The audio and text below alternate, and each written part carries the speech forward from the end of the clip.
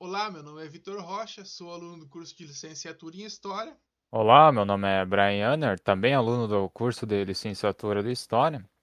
E hoje, nesse trabalho, nós vamos nos aprofundar um pouco mais na história em si como um conteúdo científico.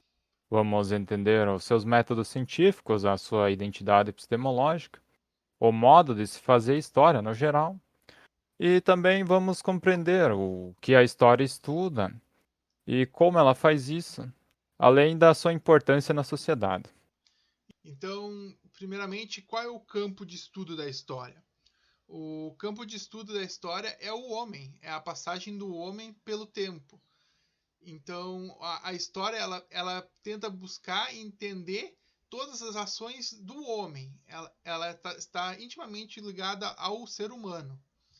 E essa história ela tem uma função que ao longo da história se modificou demais.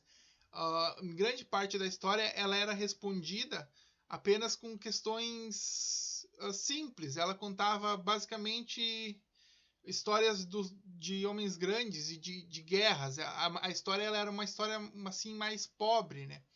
E a partir do século XIX, ela começa a ter um questionamento diferente, buscando uma igualdade com toda a transformação que houve com as ciências da natureza, uh, ali com o Renascimento, que surgiu na Itália, que separou o pensamento científico, né, do pensamento antigo.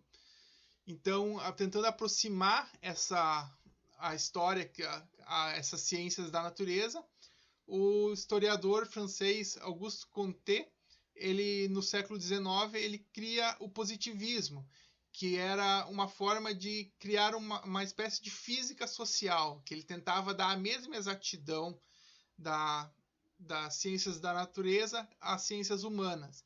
Então, no positivismo, ele acabava com um processo de, de, de exatidão, com métodos. Ele queria criar métodos rigorosos para estudo da história. E esses métodos muitas vezes acabavam excluindo a cultura, a religião e todos os outros processos que são de formação humana. Então, excluindo isso, ele acabava criando uma ideia de universalismo. Então, não importava a região do mundo, ele conseguia estudar a história através desse processo. Bem, em contrapartida, surgiu o historicismo. O historicismo possui um pensamento contrário ao positivismo, pois os historicistas acreditavam que a humanidade e a sua sociedade eram muito mais complexas e, para o seu estudo, era necessário se aprofundar nesses assuntos complexos, pois, para os historicistas, era necessário estudar a nacionalidade, a religião, a subjetividade, entre várias outras características humanas que ajudariam a complementar as pesquisas científicas. Além disso, eles também consideravam que o envolvimento com outras áreas do saber na história também ajudaria nas pesquisas científicas. Além disso, também começaram a estudar as minorias, as classes que foram ignoradas pelos positivistas, pois eles estudavam apenas documentos ligados ao governo, e os historicistas já não, eles abrangeram o número de fontes históricas. Então, já nessas duas correntes historiográficas, a gente já tem uma diversificação, né? Enquanto uma era mais puramente metódica, a outra já era mais subjetiva, já encarava a história de outra forma. E além dessas duas, ainda surge após isso uma nova corrente historiográfica que é chamada Escola dos Análises, criada por Marc Bloch e Lucien Febvre, que buscava tirar um pouco essa ideia de historiografia alemã, porque eles eram franceses e devido a todas as questões políticas da época, né, ali do início do século XX, de guerras e coisas, eles não queriam ter essa ligação com a historiografia alemã. Então eles acabam criando a escola dos Anás, que era uma nova forma de ver a passagem do homem pelo tempo. Então, a escola dos Anás, ela tentava buscar os excluídos mais, né? Eles acabavam dando uma atenção às histórias menores, não apenas aos grandes feitos, né? Então, essas três correntes historiográficas, elas não são as únicas, ainda existem várias outras correntes historiográficas, mas essas aqui são umas três correntes historiográficas que mais modificaram o estudo da história. Então, dentro dessas três correntes, você tem toda uma diversificação, todo um modo diferente de estudar a história. E isso é muito importante para o decorrer do trabalho aqui, para entender qual é a função epistemológica da história, porque ela não é uma função dogmática, ela é uma função muito fluida, né? Ela vai se modificando ao longo da história e essas modificações acabam gerando novas modificações. Bem, agora se aprofundando mais na epistemologia da história, na sua identidade, é preciso saber que a história é uma área científica das ciências humanas, e como todas as ciências humanas, ela não é precisa, pois ela estuda a humanidade e a humanidade é complexa e não existe um padrão para estudá-las. Porém, a história possui metodologias consolidadas, assim como uma epistemologia já muito conhecida e que a diferencia das outras áreas das ciências. Tem uma passagem do historiador alemão Friedrich Meinecke que ela é muito relevante para esse assunto, que eu vou ler aqui para vocês, que ela vai ajudar a entender um pouco melhor o que é a função da função epistemológica da história, né? A história e presente formam uma unidade que é concebida por dois polos pelo historiador. Um polo consiste numa severa concentração ascética no conhecimento do passado da humanidade, com todos os meios de compreensão histórica e indagação crítica. O outro polo da esfera, em que vive o historiador, é, ao contrário, a consciência deste seu eu, mas não do passado, e tornando pleno e amplo pelo conhecimento das grandes tarefas do presente. Ciência histórica é, então, sempre ao mesmo tempo ciência e mais do que ciência. Então, isso é muito interessante porque ela mostra que a ciência, a história, ela é uma ciência. Isso é fato, é indiscutível. A história é uma ciência, mas ela é ao mesmo tempo mais do que uma ciência, né? Ela não, se ela ficar presa apenas a essa ideia de ciência metódica, ela não vai ser o suficiente para responder as perguntas da humanidade, porque é algo muito complexo, né? Essa subjetividade ela não pode ser esquecida também. Então, essa identidade epistemológica da história, ela consiste, na verdade, não apenas nas respostas. Ela consiste na problematização, né? O problema é mais importante, às vezes, do que a resposta. Porque se você tiver um problema, você tiver a pergunta correta, você pode conseguir uma resposta que talvez não conseguiria de outra forma, né? Por exemplo, o fato de ter pouca fonte histórica de mulheres na modernidade. O que isso diz? A mulher, por acaso, não fazia história na modernidade? Ou é porque a modernidade era governada por homens e era um lugar patriarcal, machista? Então, isso já responde muita coisa. O fato de não ter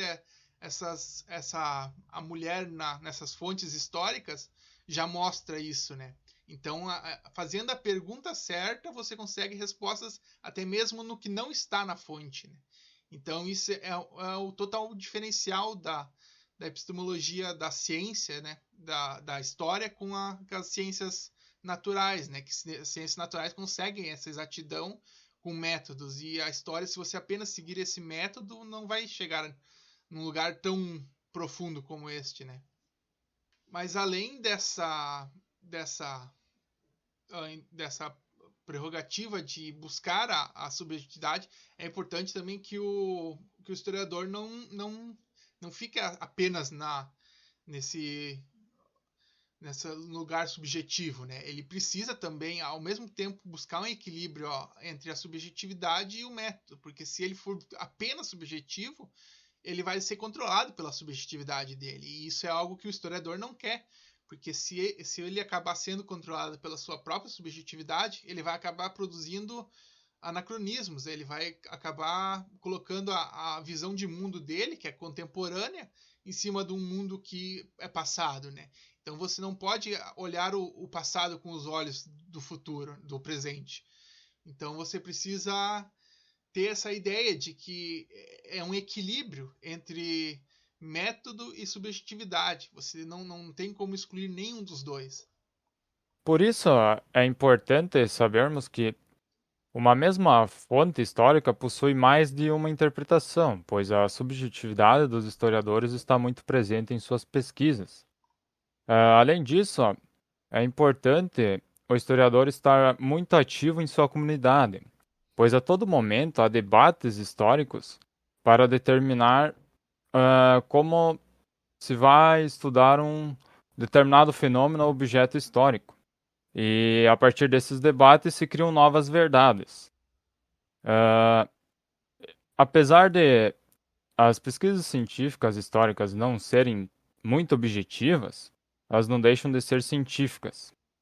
E cabe ao historiador sempre analisar as fontes não conforme os valores da sua contemporaneidade, mas conforme os valores da época em que a fonte foi criada. E além disso, ele deve também sempre estudar os dois lados da história, para ele entender o contexto geral do que ele está estudando. É, Apesar desses vários problemas que a história enfrenta, de subjetividade, a falta de fontes também, é algo muito presente no trabalho do historiador, essas dificuldades e a tentativa de resolver elas faz com que a história possua uma identidade epistemológica única e a diferencia das outras ciências, pois dificilmente, quando estamos estudando um fenômeno histórico, ele vai ter mais de uma explicação. Consequentemente, nós não conseguimos criar verdades absolutas. E isso é algo que a ciência também não cria. A ciência apenas cria verdades provisórias. E a história faz a mesma coisa. Por isso é sempre importante acompanharmos os trabalhos históricos, pois a descoberta de uma fonte ou a interpretação de uma fonte histórica pode acabar mudando totalmente o entendimento de determinado fenômeno da humanidade.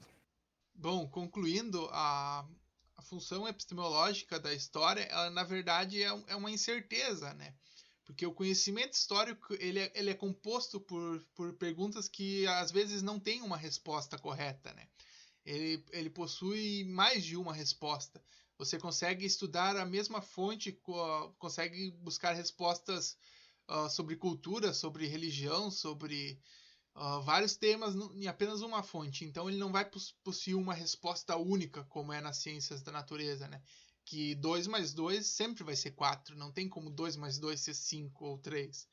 Então, na história, essa função epistemológica ela é diferente, mas não quer dizer que ela seja melhor ou pior. Ela só é adequada, porque ela já é uma função epistemológica consolidada, né? Ela já vem de tempo sendo produzida assim. Então, o historiador ele não é um produtor de dogmático, ele não produz as verdades únicas. Então, ele busca sempre aproximar essas verdades que são momentâneas, né? E elas estão sujeitas a revisões e críticas, né?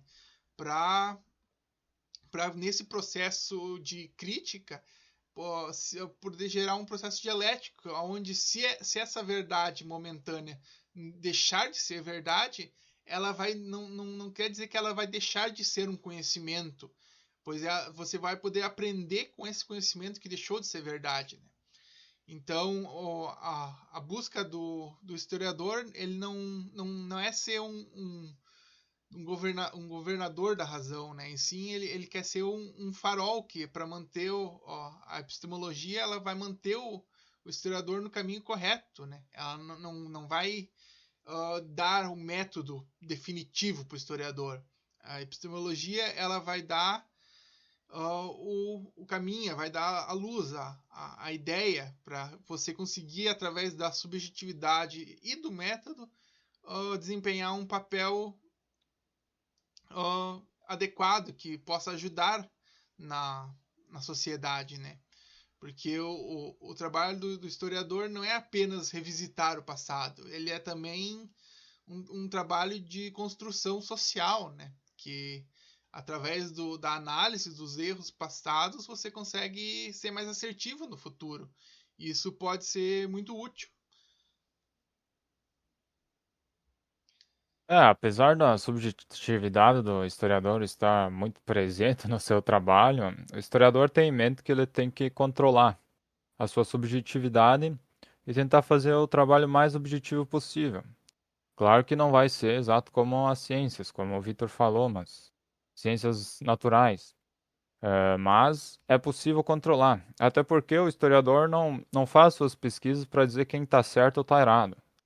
Ele sempre analisa os dois lados da história. Ele relata o que ocorreu e tira suas conclusões. Se não fosse a história, nós simplesmente não iríamos entender o passado. E a partir do momento que nós não somos capazes de entender o passado, eu acredito que nós não conseguimos entender o presente, como por exemplo o porquê de guerras ocorrerem, o porquê de diferentes grupos sociais ou culturais não se entenderem, terem rixas, o que nos caracteriza como brasileiros, o porquê de nós sermos chamados de brasileiro, o porquê do Brasil existir. Essas são perguntas que a história responde. Então ela é importante para a sociedade, pois ela nos ajuda a entender como a sociedade funciona e como nós estamos inseridos nela. Quiser O ser falar? humano ele é um ser histórico, né? Ele não, você não consegue, se você separar a história do ser humano, você deixa de ser humano, né? Porque você, a cada momento da sua vida, você está fazendo história. A história ela não é algo grandioso ou apenas épico, né? A história está sendo feita a todo momento. Nesse momento aqui está sendo feita história, enquanto falo com vocês. Então, isso é algo muito importante para o historiador saber, né? Ver essas relações do ser humano com a história, que é algo tão íntimo, né? Não. A história tá presente na humanidade desde a pré-história, pois o humano sempre passou o seu conhecimento adiante, o seu conhecimento do passado adiante. E é por isso que nós conseguimos compreender, não exatamente o que ocorreu da pré-história até a contemporaneidade, mas é possível ter uma noção, até porque a falta de fontes é algo realmente muito difícil de se contornar na área da história, mas a partir da subjetividade dos trabalhos científicos de outros historiadores é possível compreender o passado, desde a pré-história até a atualidade. Então é isso. Acredito que nossos entendimentos tenham ficado claros, né? Sobre epistemologia é um tema bem complicado, não é muito fácil de trabalhar com ele, mas acredito que seja isso. Muito obrigado por assistir e até mais. Até mais. Fechou.